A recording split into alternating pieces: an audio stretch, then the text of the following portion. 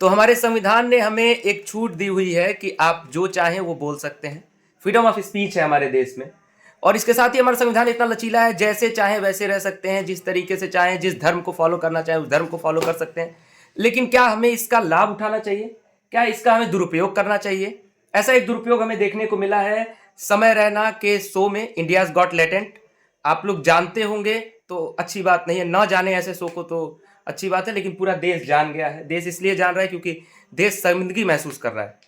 और जिस तरीके का बयान, चाहे अपूर्वा मुखीजा हो, चाहे रणवीर इलाहाबादिया हो, चाहे समय रैना हो, जिस तरीके की बातें उन्होंने की हैं, सो कॉल्ड समझते हैं कि मैं कॉमेडियन हूँ, मेरा सेंस ऑफ ह्यूमर बहुत अच्छा है। लेकिन क्या सेंस ऑफ ह्यूमर का मतलब यही होता है कि आप देश समाज की जितनी भी वल्गरिटी है वो सारा अपने शो में लेकर के आ जाएं? इस देश की युवा पीढ़ी को आप किस दिशा में लेके जा रहे हैं, ये बहुत ही सोचने का विषय है। तो सर, आप लोगों का क्या कहना है इस पे?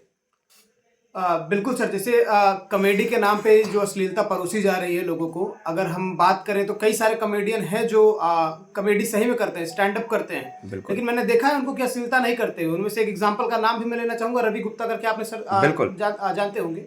कॉमेडी करते हैं लेकिन मुझे नहीं लगता कि अश्लीलता कभी परोसा है ऑडियंस के सामने। तो कहीं ना कहीं आजकल का जो ये माइंडसेट चल गया है कि लोग तभी हंसेंगे जब अश्लीलता परोसी जाएगी, लोगों को कुछ ऐसा बोला जाएगा कि वो तब हंसेंगे। तो वो एक गलत माइंडसेट बनता चला जा रहा है, जिससे लोग सीखते चले जा रहे हैं। आने वाले जो जनरेशन है हमारे, जो 16 साल के 17 साल के बच्चे हैं, जो 15 साल के बच्चे हैं, वो यही सीखेंगे ना कि हम अगर किसी को गाली देके बोल दे रहे हैं तो हमसे खुश हो जा रहा है, हंस रहा है। और कहीं ना कहीं अगर वो एक बार हंस दे रहा है तो उसका कॉन्फिडेंस बढ़ जा रहा है। कहीं ना कहीं वो बाहर सामने एग्जांपल दिख रहा है कि ये बोल रहा है, ये हंस रहा है, तो हम भी बोलेंगे तो हम भी हंसेंगे, उसका कॉन्फिडेंस बढ़ रहा है। तो समाज में जो चीजें बढ़ती चली आ रही हैं, इससे कहीं ना कहीं हम एक पतन की ओर है। हम विश्वगुरु तो कह रहे हैं अपने देश को, लेकिन किस तरीके से विश्वगुरु बने? गाली देके हम कभी विश्वगुरु बन सकते हैं? अच्छा, हम लोग ये लगातार देखते हुए आ रहे हैं कि इस तरीके के लोगों को इतना अटेंशन दे दिया जा रहा है, देश में इतना बड़ा इनको प्रमुख बना दिया जा रहा है कि कुछ देश की जो बड़ी संस्थाएं हैं जो कहती हैं कि मैं शिक्षा को लेकर के बहुत बड़ी क्रांति कर रहा हूं, ऐसे लोग अपने स्थापना दिवस में ऐसे लोगों को बुला लेते हैं। तो वो क्या मैसेज देना चाहते हैं? आखिर देश के जो शिक्षा व्यवस्था है उसको कौन सा आप संदेश देना चाह रहे हैं? किस तरीके की बात बताना चाह रहे हैं कि ऐसे लोगों को बुला करके अपने आप एजुकेशनल प्लेटफॉर्म हो करके वहां उन्हें बुला रहे हैं और अपने एजुकेशनल प्लेटफॉर्म पर वल्गरिटी करा रहे हैं? जो आपको बच्चे जो आपसे सीखना चाहते हैं उनको ऐसे इस तरीके के संदेश उन तक पहुंच रहे हैं? मुझे सर एक चीज कहना है, जैसे क्या वो जो बड़ी संस्था है उनको उनके बारे में नहीं पता, समय रैना के बारे में नहीं पता कि इनकी कॉमेडी किस तरीके से हो रही है, उनकी बातचीत का तरीका किस तरीके से है, किस तरीके से वो अभी तक के अपनी वीडियोस बनाते चले आ रहे हैं।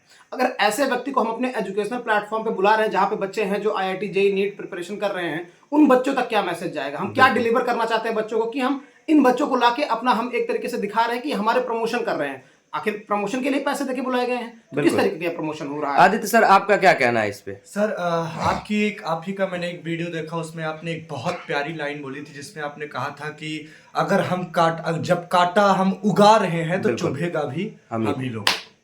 और दूसरी बात, ये बहुत अच्छी बात आपने कही कि कहीं ना कहीं इन लोगों को बढ़ावा भी, क्योंकि अब जाके जो ये एपिसोड वायरल हुआ है जिसमें माता पिता के बारे में, हमारे समाज के बारे में इतनी वल्गर चीजें बोली गई, तब इन पर अब एक्शन लिया जा रहा है, इनके ऊपर केसेस किए जा रहे हैं, NCW के पास रिपोर्ट जा रही है, नेशनल काउंसिल ऑफ वुमेन के पास ना। तो ये जो चीजें अब की जा रही हैं सर, सबसे बड़ा सवाल एक तो ये होता है कि जब ये शो स्टार्ट हुआ, क्या तब हमारे समाज को, तब हमारे देश को ये बात नहीं पता थी कि वल्गरिटी हो रही है? ये सबसे बड़ा क्वेश्चन हो जाता है। दूसरा, जो आपने कहा कि शिक्षा व्यवस्था क्या, सर मुझे जहां तक लगता है जैसे कि ये समय रैना हो गए, रणवीर इलाहाबादिया हो गए, और एक जो लड़की का आपने नाम लिया अपूर्वा मुखीजा, बिल्कुल, इन लोगों का सर क्या होता है कि ये युवाओं के बीच में एक ऐसा मैसेज डाल रहे हैं ना सर कि कूल बनने के चक्कर में आप कुछ भी बोल दो, है ना। जैसे मैंने देखा कि एक पॉडकास्ट में पूछा गया कि उर्फी जावेद से पूछा गया कि क्या ऐसा आप चाहती हैं कि जो इंडिया को और ना मिले, तो उसने साफ साफ कहा कि क्या नाम है उसका, समय रैना जैसा बंदा नहीं मिलना चाहिए, क्योंकि उस बंदे के अंदर हेजिटेशन नहीं है। और इस बात को लेकर वो तारीफ किए जा रही है। तो मुझे ऐसा लगता है कि हेजिटेशन ना होना भी एक बहुत बड़ी कमी है आपके अंदर, क्योंकि आप कुछ भी बोल दे जा रहे हैं, मम्मी पापा के बारे में बोल दे जा रहे हैं, लड़की कुछ भी बोले जा रही है, तो इन सब चीजों को थोड़ा रोकना चाहिए। और बात रही शिक्षा व्यवस्था पे, आपने कहा कि बुलाकर क्या मैसेज देना चाहते हैं, तो मैं साफ साफ सर बिना डरे, मैं भी बिना हेजिटेशन के साथ बोल रहा हूं कि ऐसे प्लेटफॉर्म को बच्चों के भविष्य के साथ, हमारे समाज के भविष्य से, हमारे युवाओं के भविष्य से कोई मतलब नहीं। उनको सिर्फ अपने पैसों से मतलब है, अपने YouTube चैनल की टीआरपी से मतलब है सर, जिसके लिए वो कुछ भी कर सकते हैं। किसी को भी अपने प्लेटफॉर्म पे बुलाकर अपने प्लेटफॉर्म का एडवर्टाइज करा सकते हैं। उनको फर्क नहीं पड़ने वाला कि बच्चों के माइंडसेट पर, युवा पीढ़ी पर हमारे क्या असर पड़े। बिल्कुल। सत्यम सर, अभी थोड़ी देर पहले जब आप इस कमरे में आए और आपने कहा कि बताइए सर कि इस तरीके के लोग जो हैं वो इस तरीके की बात करके अपने घर कैसे जाते होंगे, क्या मुंह दिखाते होंगे अपने घर में जा करके, तो इस पर क्या कहना है आपका?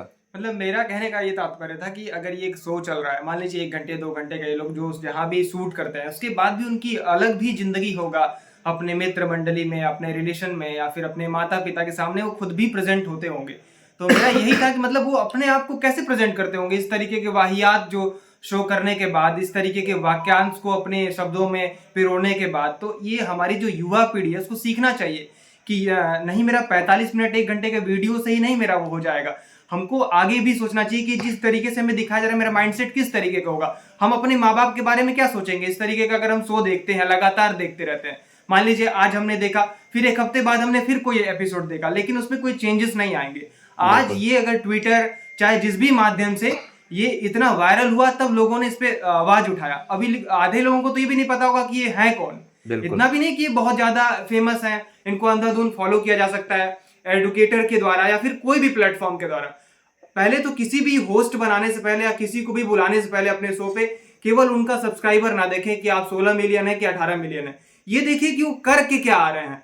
अगर हम यहाँ पे बुला रहे हैं उनको, या मान लीजिए हमारी एडटेक किसी कंपनी में हम उनको बुलाते हैं, क्या उनका बैकग्राउंड एडटेक रहा हुआ है पहले, कैसे वो अपने यूट्यूब चैनल पे किसी ऐसे मान लीजिए किसी प्रवक्ता का या फिर किसी टीचर का पॉडकास्ट लिए हैं, या फिर केवल बॉलीवुड के एक्टर्स का और राजनीति के लोगों का जिनका काम है टीआरपी बढ़ाना घटाना, उन लोगों का ही केवल पॉडकास्ट लेकर हमारे चैनल पे आ गए हैं। तो ये सारी चीजें युवा पीढ़ी को सीखना होगा।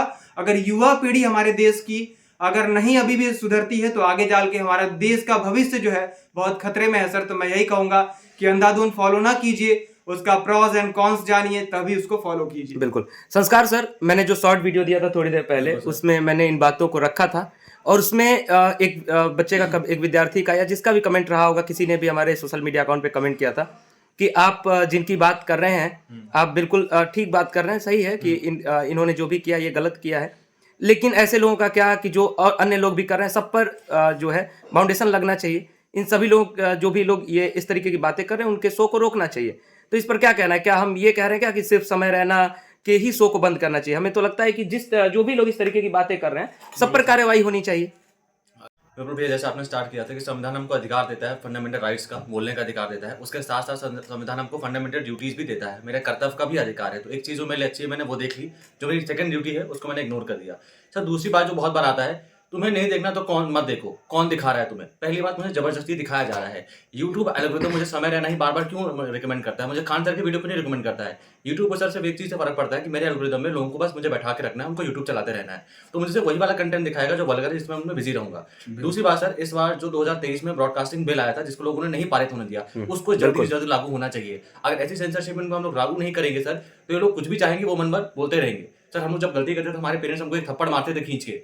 सर यहाँ पे जब इन लोगों को समझ में आना चाहिए कि भैया सेंसरशिप कोई नाम की चीज होनी चाहिए, जिसको ये बोर्ड हटाया गया था कि भैया फ्रीडम ऑफ स्पीच को दबाया जा रहा है, स्पीच को दबाया नहीं जा रहा है, जो गलत चीज है उसको रोकना ही रोकना पड़ेगा। एंड सर यहाँ पे जो लोग कह रहे हैं कि तुम्हें नहीं देखना तो तुम मत देखो, अरे मुझे देखना नहीं, पर बार बार मुझे क्यों रिकमेंड किया जा रहा है? मैं कई बार उस चैनल को डोंट रिकमेंड कर चुका हूँ, मेरे शॉर्ट्स में वही चैनल आ रहा है, मेरे हजार वो चैनल आ रहा है, मुझे खान सर के वीडियो रिकमेंड करो ना, मुझे और क्लासेस के वीडियो रिकमेंड करो, वो तो मुझे रिकमेंड कर ही नहीं जा रही है सर।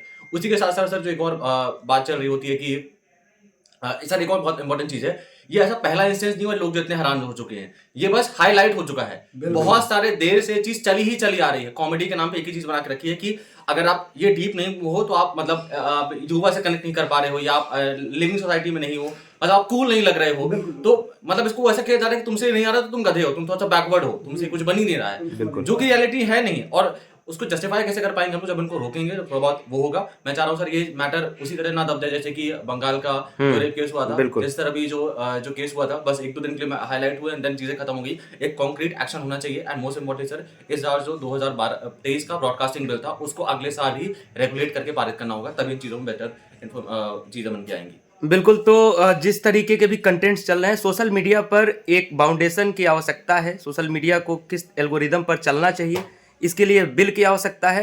और जैसा कि आज सर ने कहा लास्ट में कि इस मुद्दे को दबना नहीं चाहिए, क्योंकि अगर ये मुद्दा दब गया, देश में तमाम मुद्दे उठते हैं और मुद्दे दब जाते हैं। तो हर किसी को इस पर आवाज़ उठानी चाहिए, इसलिए आज हम भी इस पर आवाज़ उठा रहे हैं और लगातार आवाज़ उठाते रहेंगे और इस पर कुछ तो कार्रवाई होनी चाहिए। आपकी क्या राय है, कमेंट बॉक्स में बताइए।